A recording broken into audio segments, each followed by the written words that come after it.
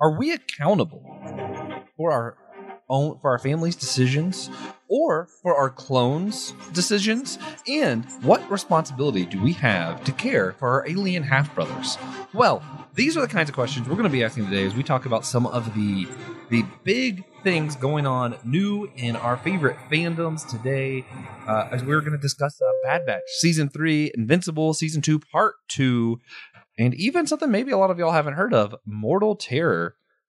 Excited for that one. It's going to be a wild ride today. Hey, if you're watching live on YouTube or Facebook, go ahead and shout out where you're listening from, and we'll announce it as you pop up, if you pop up.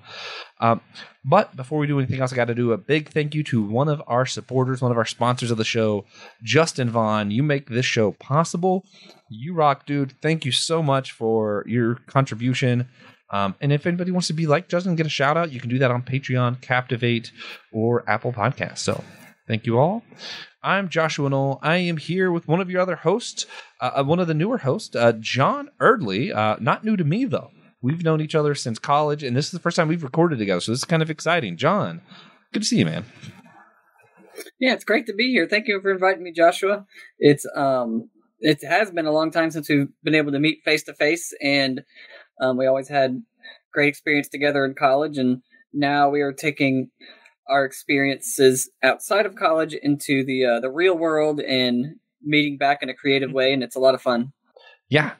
And now all of the maybe the odder conversations that we would have that were more just like, small group at college, now we're subjecting other people to listen. To it. Good times. Hey guys, if you're all listening to the podcast and you want to go over to Podchaser or Spotify or Apple Podcasts to rate and review the show, that helps a whole lot. If you're on YouTube, please like and subscribe. It really helps when you smash that like button, because when you don't smash the like and subscribe, you do smash Will's heart, and no one wants that. So go ahead and do that. I do have a comment.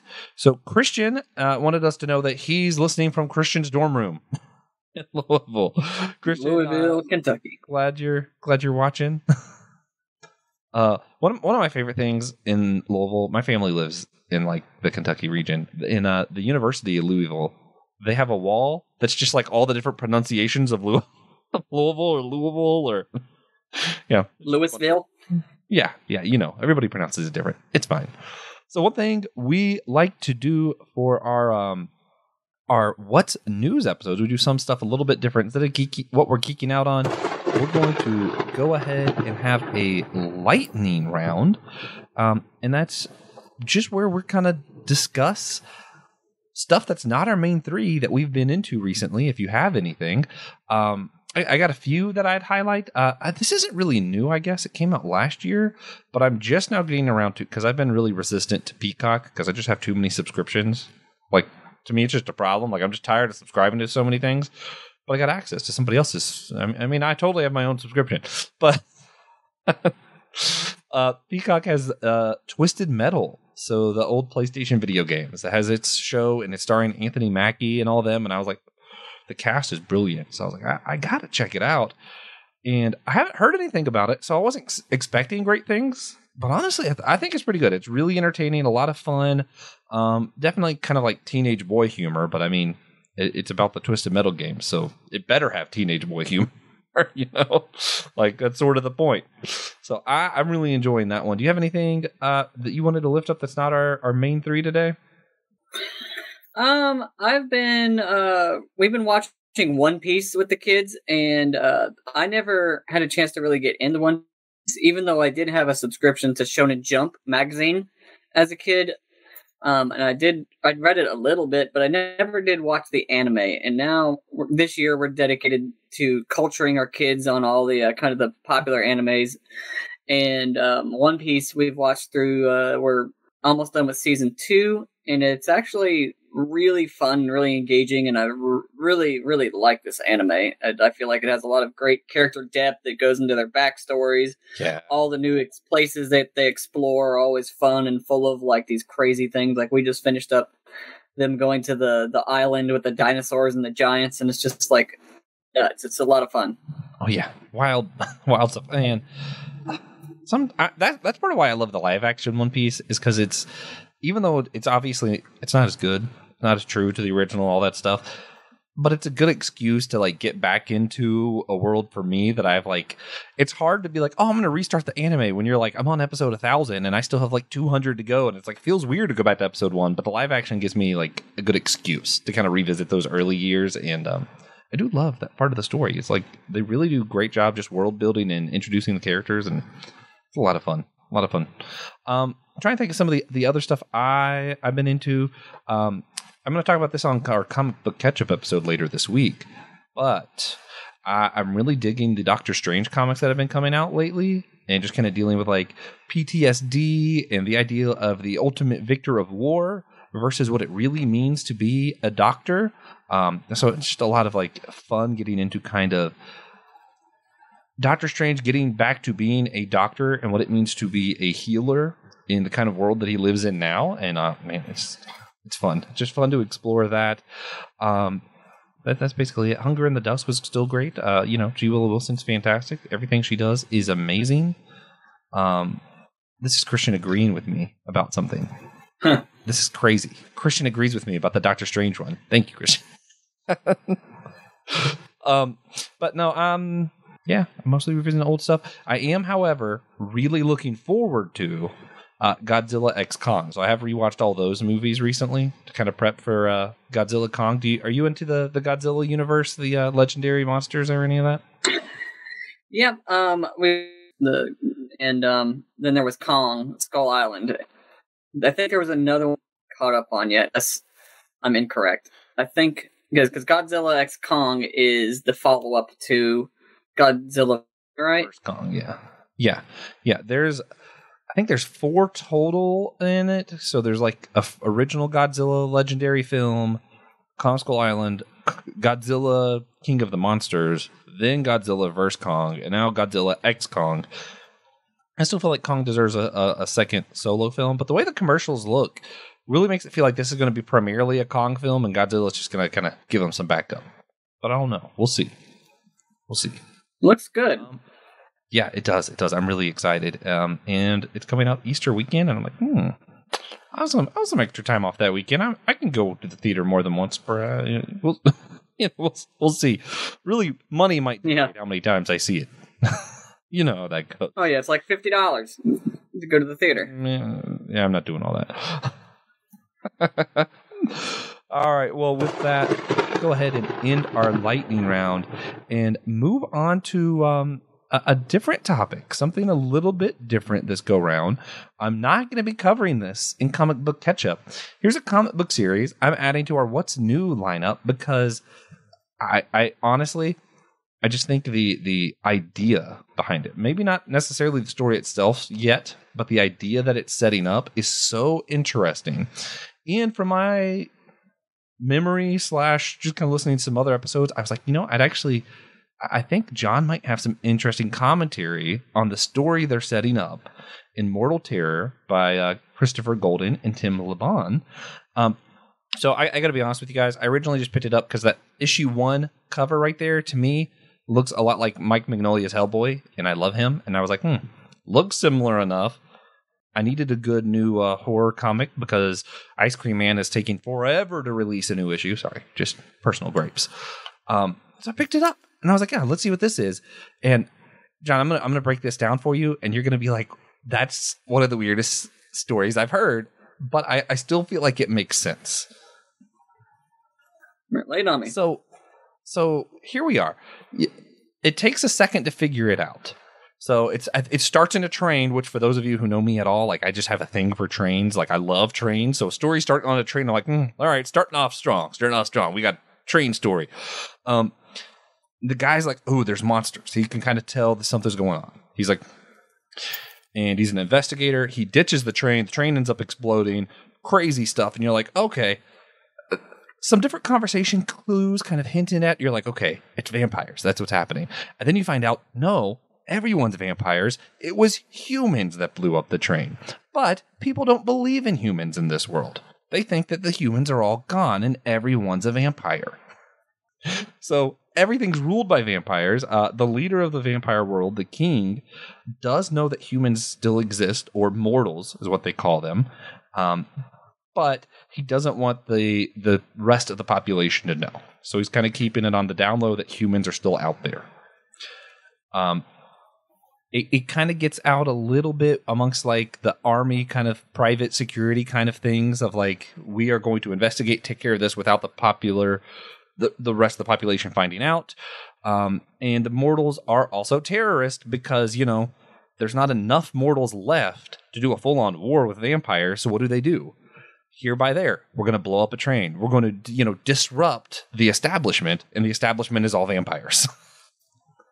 So all of the world is happening underground because, the whole sun thing. And it's very traditional vampire. Like, I love some of the stuff that I'm like, okay, I'm tired of, like, our vampires being like, oh, yeah, instead of 2 pointy teeth, they have all pointy teeth. Or, oh, we're going to all sparkle. I'm like, no, just give me a traditional vampire. And this is traditional vampires, but the story is anything but traditional, right? So, they're having to get blood bags, all the stuff for their food because they don't have humans. You have the main protagonist. I don't remember his name. His partner, I guess you'd say. They're not married yet. So his partner actually is having a side fling with a human, it turns out, because there's like the thrill of being with someone mortal is like a whole thing. And I'm like, oh, okay, that kind of makes sense. And then you piece together that what's supposed to be so scary, magic has reversed. At some point, somehow, magic's reversed here. And if a human bites a vampire, they can turn a vampire mortal. So now, the terror isn't really just that they're going to get blown up. The terror is they can become mortal. And the idea of mortality is scarier than anything else. So you get the thrill, the passion of being with someone who could possibly die. You get the terror, the fear of just the idea of death itself. And issue 2, near the end, Will loves a good last panel cliffhanger. We find out who the leader of the human terrorists are. Dracula. Dracula is the leader of the human terrorists. So yeah, everything's upside down. But the main reason I wanted to bring it up is because A, I wanted as a storyteller to kind of get your take. And then B, I like the idea of just kind of discussing, is mortality scarier than what we usually think of as like the monsters? So first, as far as like a just a premise for a story, how does this sit with you, John? This sounds like a nice kind of a breath of fresh air creative take on flipping the vampire world upside down, where all the roles are kind of reversed in what you would think of a traditional vampire story, where, usually it's innocent humans being attacked by the bloodthirsty, chaotic evil vampires. And this time it's kind of the reverse, where the vampires are the norm, and the idea of humans is is kind of been turned into this myth. And that sounds really interesting way to do it. Flips the idea on its head, and also the idea that a human remove the mortality of of them, or remove the immortality. That would be scary for someone. And that reminds me of the Cylons in Battlestar Galactica, where they were really terrified because then they wouldn't be able to resurrect themselves, and they were really terrified of the idea of like not being able to be reborn. Yeah.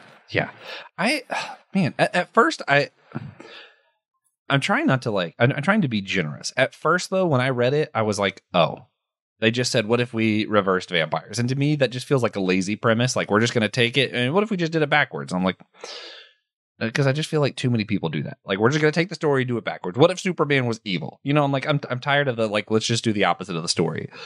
But then once it started getting at like those deeper themes of like mortality is actually scary. The thing that actually makes, love making or, romance worth something is the fact that you are mortal. So like without it, the passion isn't there if it's just two immortal people, because there is no real risk there. And I'm like, oh man, this is so weird. They also have some like experiments and stuff going on, but they haven't fleshed out that part of the story enough for me to comment on it. So I'm just going to leave that alone. But that guy on the right on issue 2, he was in an insane asylum or something. I'm unsure. Yeah, I thought it was a little weird with the Dracula bit. I'm like, I wish you would have created your own character, but I think it plays really well to the theme of just like classic vampires. So trying to keep it classical. And when I say classic, I mean to the extent that when the magic reversed, humans have to ask permission before they're allowed to enter a room, like a house. So it's pretty interesting. All right, Christian is here again with us. Christian, we should have just sent you the link, man. All right, so he said, it sounds like a very compelling read. I like the reversal on the usual formula of human beings being in the minority this time around and can control vampires' mortality through a bite. Yeah, that's actually what's interesting. And I've often actually wondered that when I've watched or read other vampire stuff, because I'm like, wait a minute. You telling me I could just get bit by something and live forever? That's not really that scary when you think about it. Like, yeah, it is, because there's monsters out there to get you, but never dying. I think I can live with that. Yeah, the trade-off. Literally. Yeah. Whereas this is, I have this assumption that I'm going to live forever, that nothing can change that unless someone literally just cuts my head off or something. And now, all of a sudden, all my assumptions get challenged, and I could die at any minute because someone could just turn me mortal. Like, I myself cannot put myself in the mindset of someone who is immortal, like, because we grow up finite beings. We grow up with the idea, maybe as a young child you don't think about death, but eventually we've all come to a place where we've accepted we're going to die one day. So it's hard to put yourself in this mentality of you've never had to confront mortality at all. And how scary is mortality if you've never confronted it? I love the concept. Before we go any further, I'm going to rate 0 out of 10. So far, I'm giving this a 9. I love the way it's written, the way it's drawn. I think everything about this is just fantastic comic book writing. It's why I love comics. Now, to the deeper stuff, the Christian tradition, Christian theology, we have for a very long time wrestled with how to deal with mortality and what we think about it, what we think about an afterlife, or if there's an afterlife, all that kind of stuff. John, like as a Christian, how do these questions of mortality and the fear of being mortal really sit with you? Like, how do you think about these things, wrestle with them yourself? Well, I'm not sure how to compare it to like the Christian standpoint, unless like it just reminds me more of like the elves in Lord of the Rings, where they live forever, and the only thing that can really kill them is, like you said, like they get their heads chopped off or something, and there's no real fear of death if they live normally. And that's why he was scared for his daughter getting married, because he knew she was going to lose her immortality. But on a Christian standpoint, I mean, I don't know how I'd. Yeah, I got you. I'll share some of my thoughts. Maybe that'll make you want to respond, because I know I think you and Christian are both probably a little bit more conservative than I am when it comes to some of this. I grew up Pentecostal Baptist, kind of, mostly Pentecostal, but we were the Pentecostals that were very similar to Baptist, not the Pentecostals that are very liberal, which it's hard to make that distinction to people who haven't been in the Pentecostal world, but it's a thing, trust me. But growing up like that, I have always got the sense that it's almost like you wanted to die one day because it meant you were going to go to heaven, and everybody was living for the afterlife. It was kind of the mind state of the Christian circles that I was in. Everybody was living for what happens after death. So we assumed death, but we assumed that death was not the end, that there was more after that. So it was like mortality light almost. And it was almost like, not a disregard for this life, but it was almost like I felt pressured to not overvalue my life here and to, restrict myself now because one day I'll be in heaven. And that was just kind of how I grew up. I'm now, as I've become more universalist and I've kind of opened my eyes to other stuff, other Christian traditions and stuff, I feel more like there is a priority placed on how we live today. Not denying that there's something after this life, but more of no, God has me here for a reason, and I actually need to not value my time just because I need to be a good Christian and restrict myself, but also to enjoy my time. God gave me this life as a blessing, not just as a job. So I don't know. There's a lot of different ways that we look at the idea that we are finite, that we will die one day. And for me, I have found it better to appreciate the life I have now and not live as if this life doesn't matter. And when I put it onto this story, I'm thinking like, if you were immortal, you have to live as though this life matters because it's all you got. And then all of a sudden, when you're confronted with mortality, if you've always been immortal, you've never even thought of the afterlife. So then it's like, well, why are you living? What is the point of this life if it's going to end one day? Yeah. So that's just kind of how I think of these things, and just kind of I'm like, it is a pretty stark contrast. I don't know if religion will ever play a part in this particular comic series, but I'm interested, like, because a lot of religions focus on the afterlife, and if you've never had to face mortality, there is no afterlife. Think about, The premise sounds, and it kind of brings back a human thing is the fear of death, and that kind of connects it to, I think, what the audience, we all kind of have that feeling also of mortality itself, and that's an interesting concept and a thought-provoking thing to introduce into the story. Yeah. I'm really excited to see where it goes next, and I'm sure before the series finishes, I will probably bring it up on Comic Book Catch-Up or something later on. So, you guys want to know what happens to the story and you don't feel like reading it, you follow us long enough. I'll talk about it again, because I do really enjoy this series. But for now, we got to switch to maybe a more mainstream topic. One that I know John was really excited about. You and Will had jumped on and talked about the first few episodes together of season 3 of Star Wars Bad Batch. And I tried to watch the first couple of this season. I watched season 1 and 2. I've not got into this season yet. So I'm interested to see what you have to say. Real quick. Christian had another comment concerning mortality. All right, there's a fine balance between the two. Our home is heaven, but we need to take care of and respect the world we're in now like we would, so others can prosper and find heaven too. Yeah. I like that. I like that take. Even though we have different ideas of what heaven is and who goes to heaven, I do agree with Christian there. All right. Without further ado, season 3, Star Wars Bad Batch. John, what's this season about?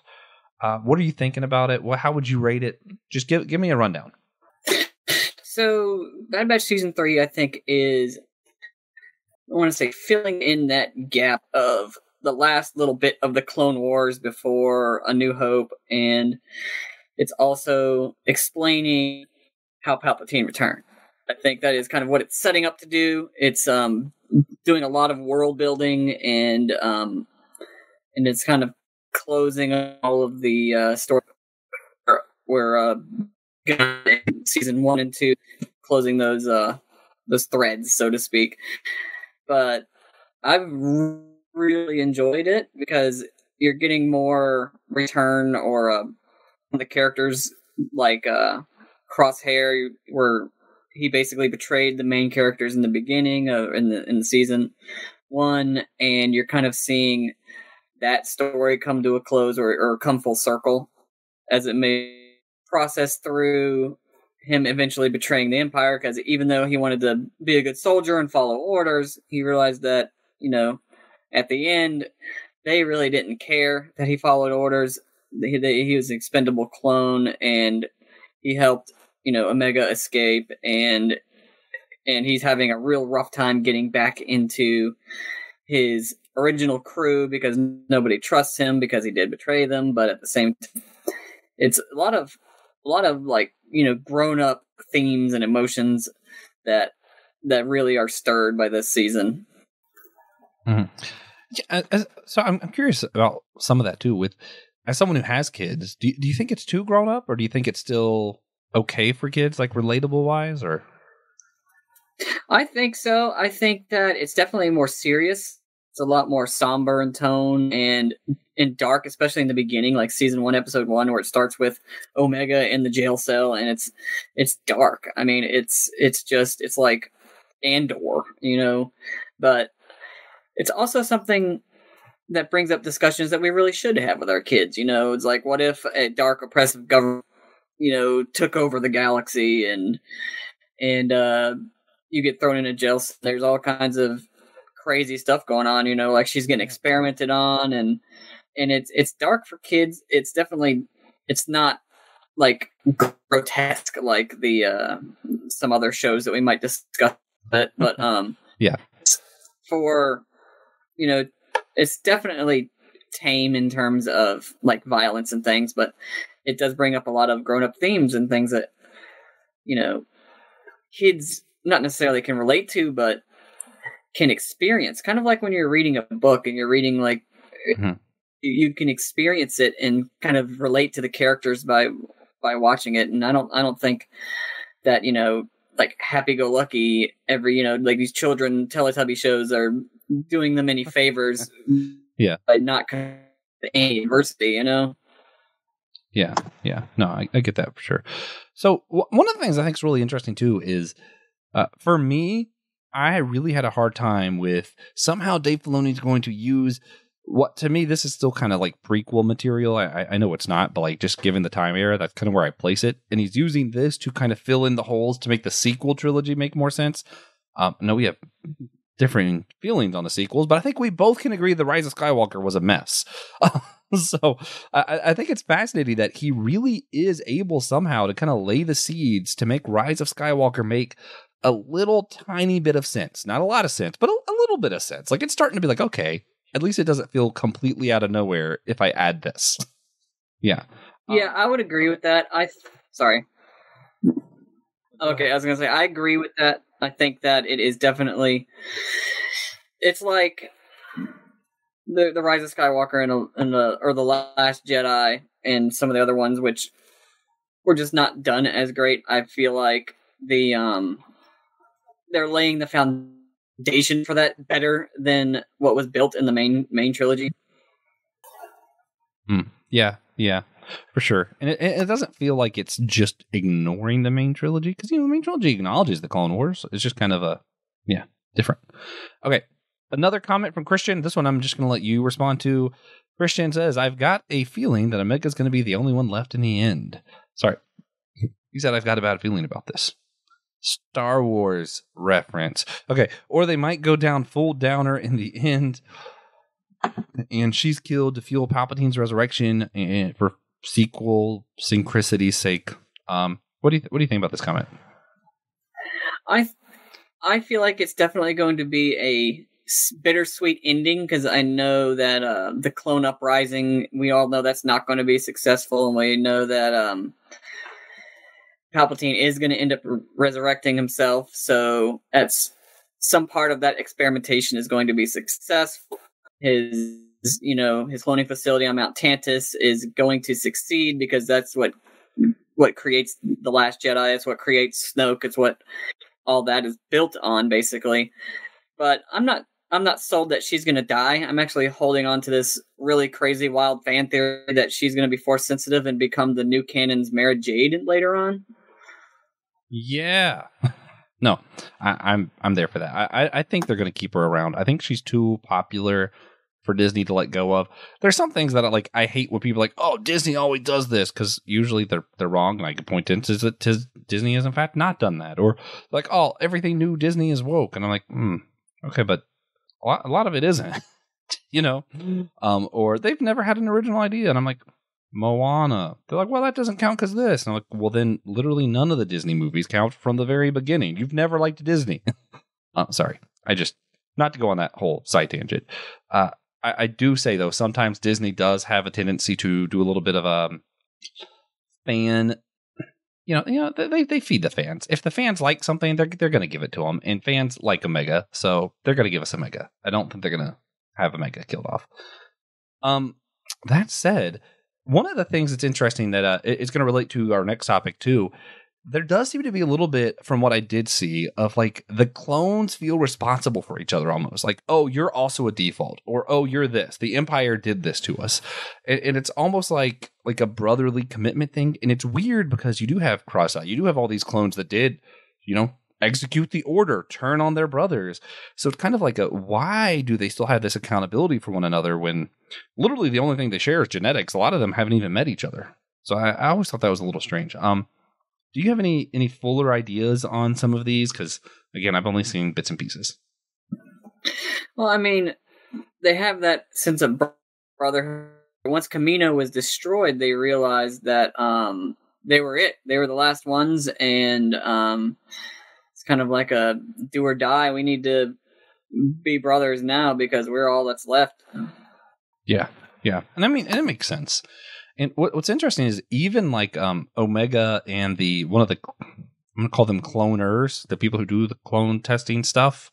I can't think of that species name, or I would just say that. But they even have a little bit of like family relations there, where there's like, she feels almost like she owes Omega to not out her abilities. And it definitely seems like, yeah, she must have some midichlorians, right? Like from what I've seen, even it's like, okay, they know that she's the key to something, and that's why they're hiding some of her genetic stuff from the test. Yeah. All right, cool. So if you had to rate season 3 so far, 0 to 10, where are you putting this one? I'm putting this one at an 8. It feels like it's a little bit rushed.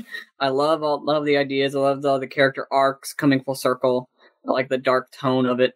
But it does feel like it's a little bit rushed, like they're trying to stuff as much as they can into the last season because they know it's going to end. Gotcha.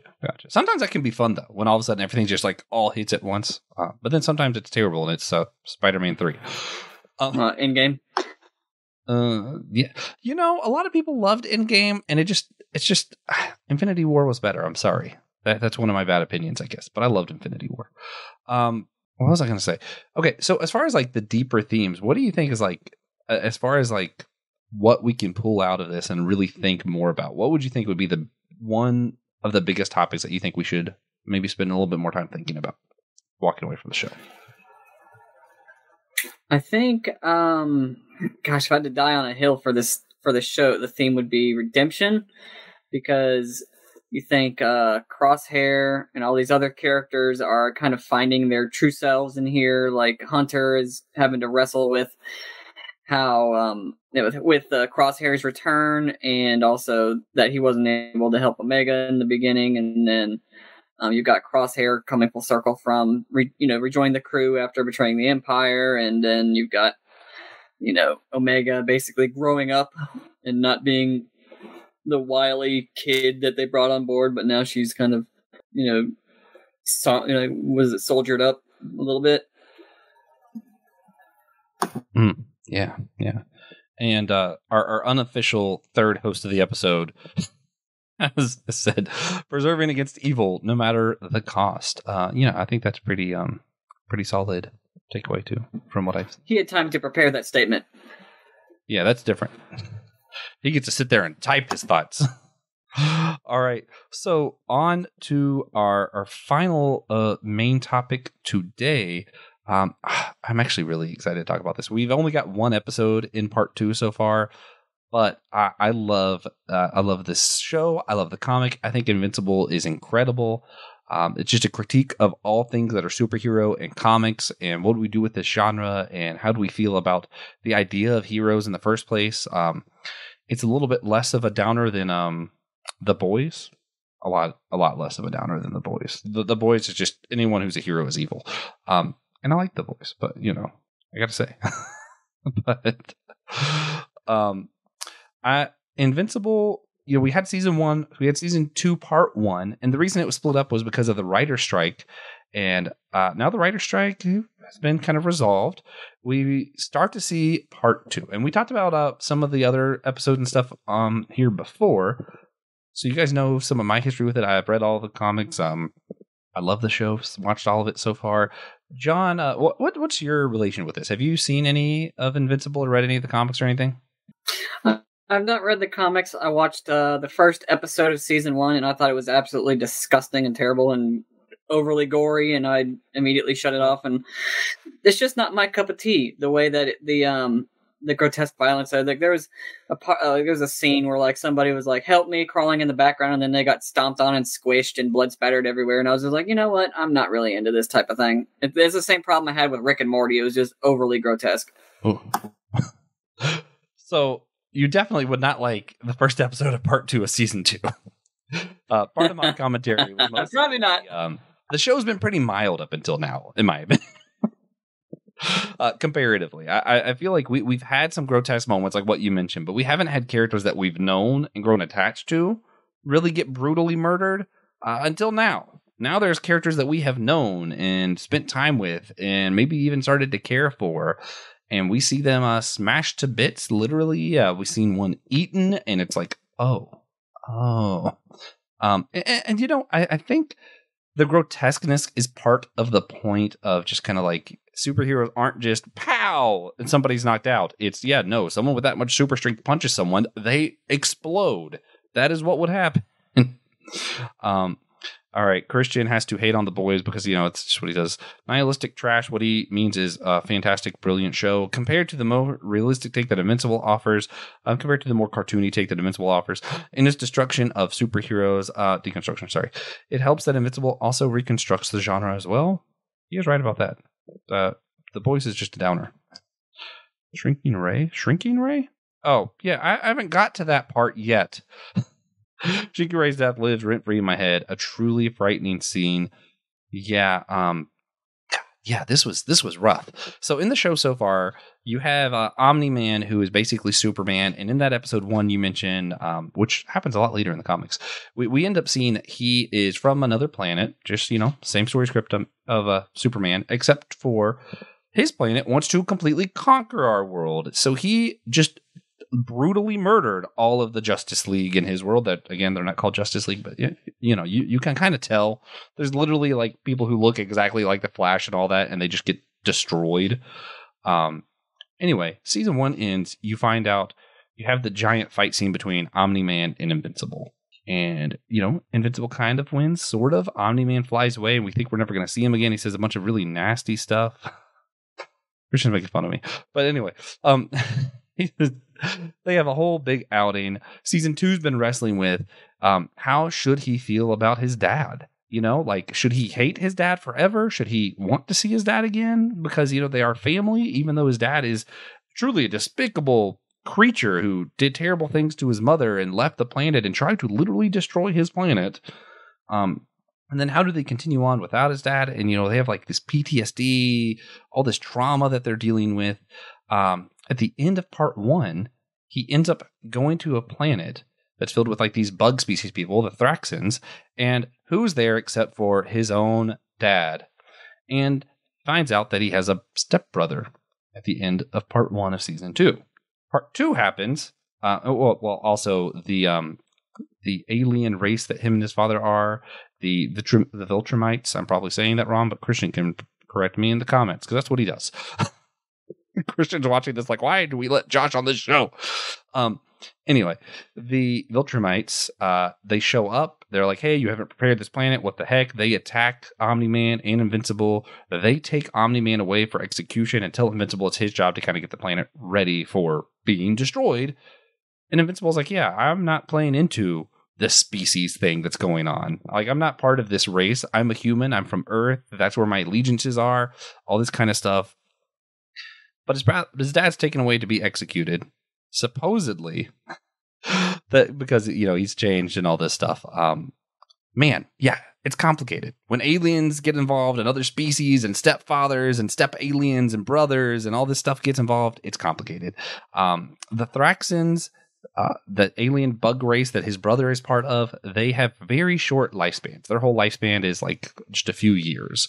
So what happens now that his dad's taken away is his half-brother, if he lives there, his mom will die in a few years, and he will not.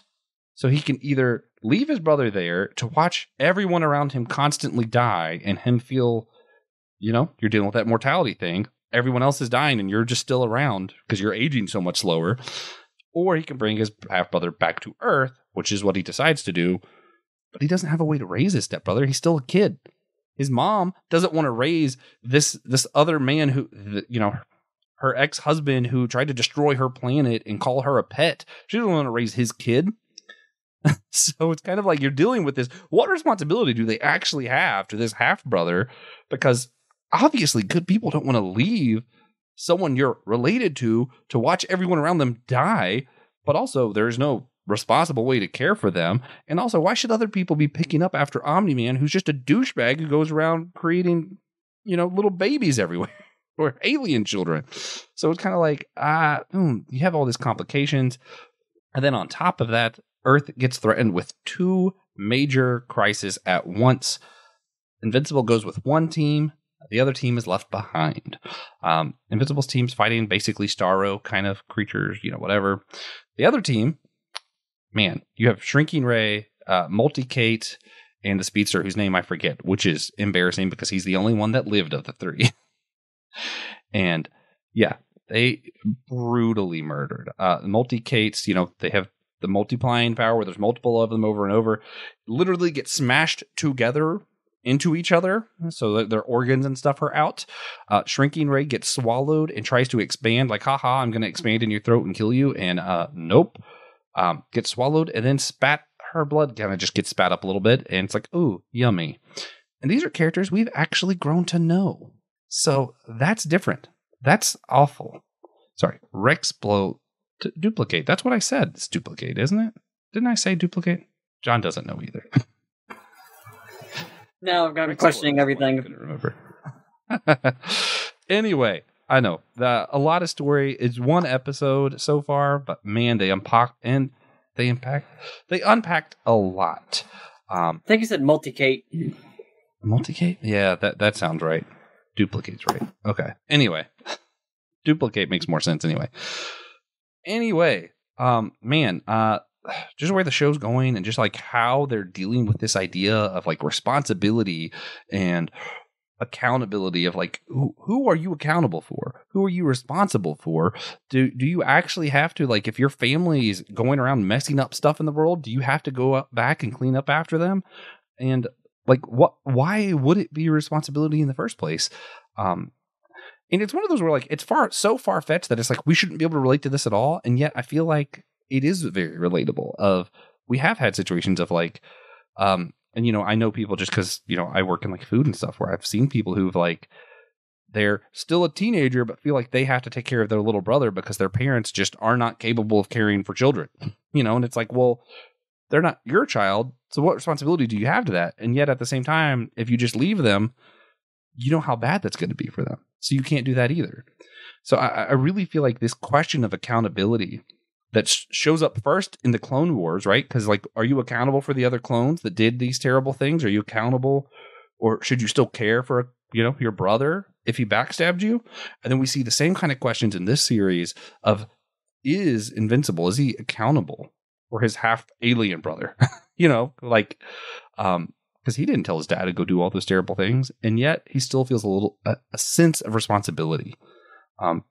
So I guess if I had to rate Invincible Season 3, Part 2 so far, that first episode, man, I love the comics. I think they did a really good job copying that, and just I'm excited about the story and seeing where it's going. I'm going to give it a 10. I hate giving things 10s, but I'm going to give it a 10. I thought it was perfectly executed, really interesting story that even though I kind of know where it goes, I'm still excited to watch other people who are not going to read the comics who are going to watch the show, see how they react to what happens next. I'm excited for that, to have more conversations around the themes here.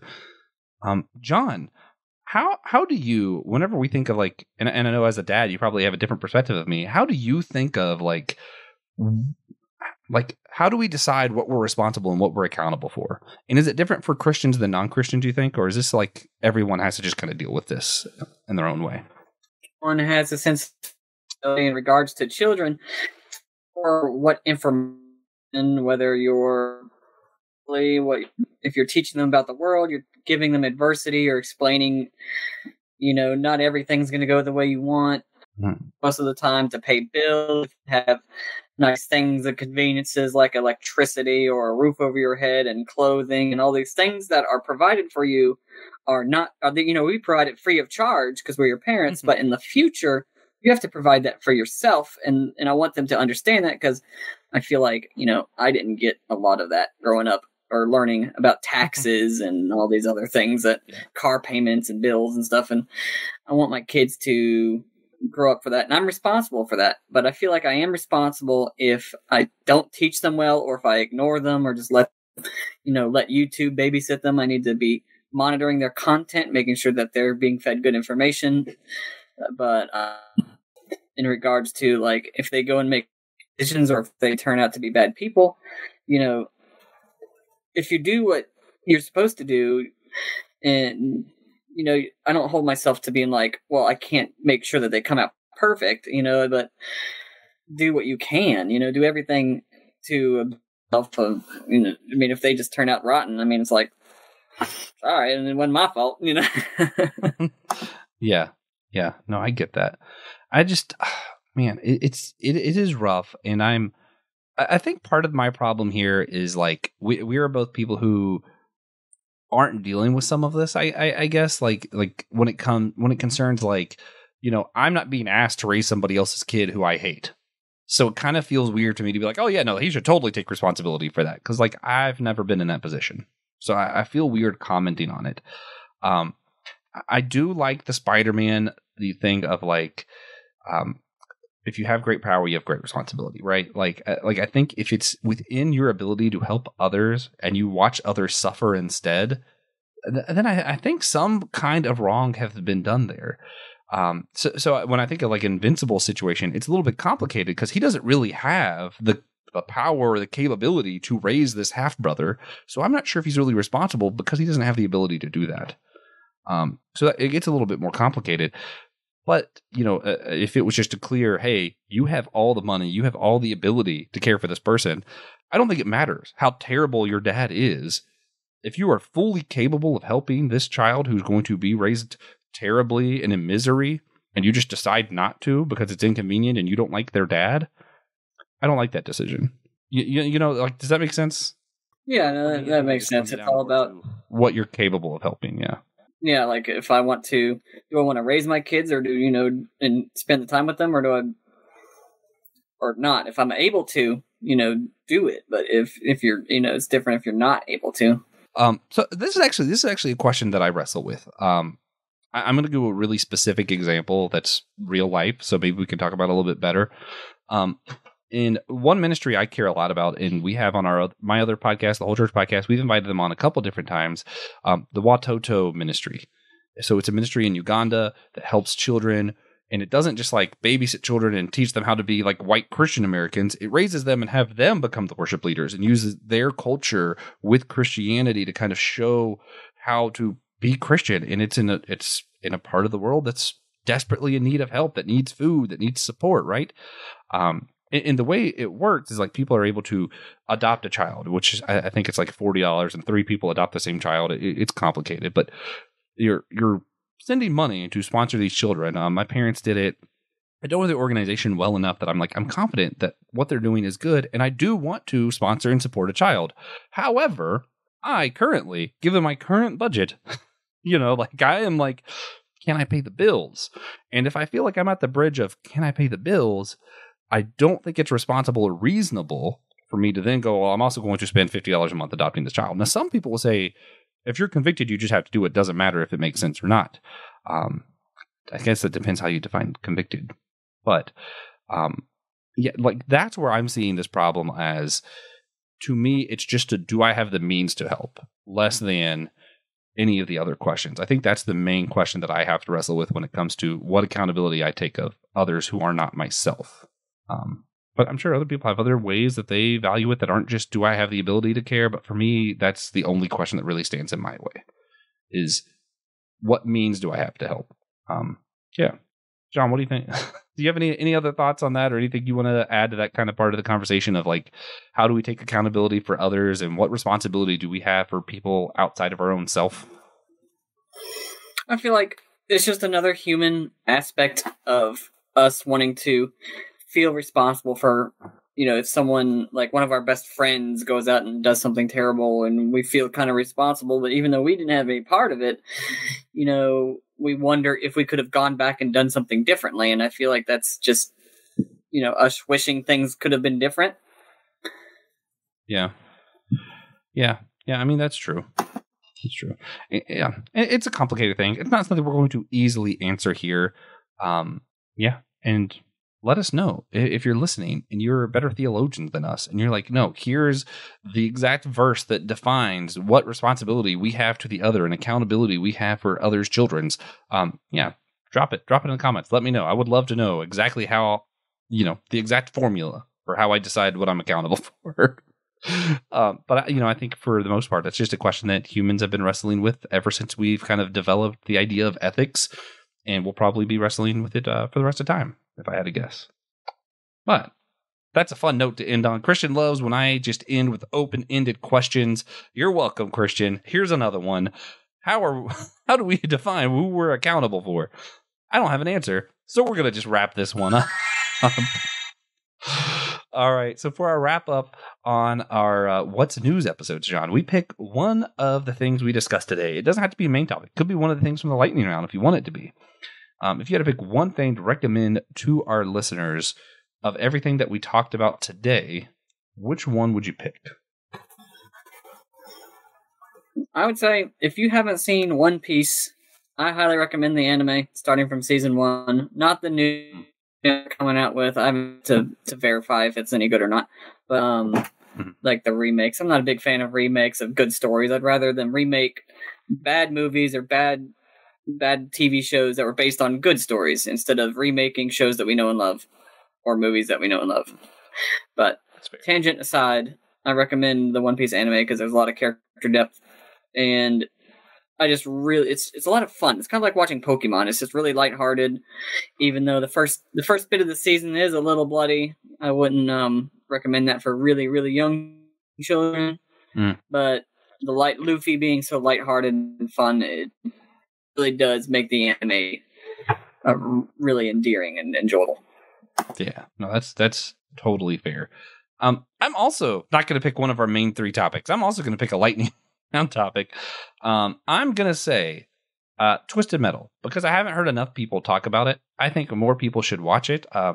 Even though, some of the other stuff we talked about is better. I just want more people to watch it so I can talk about it.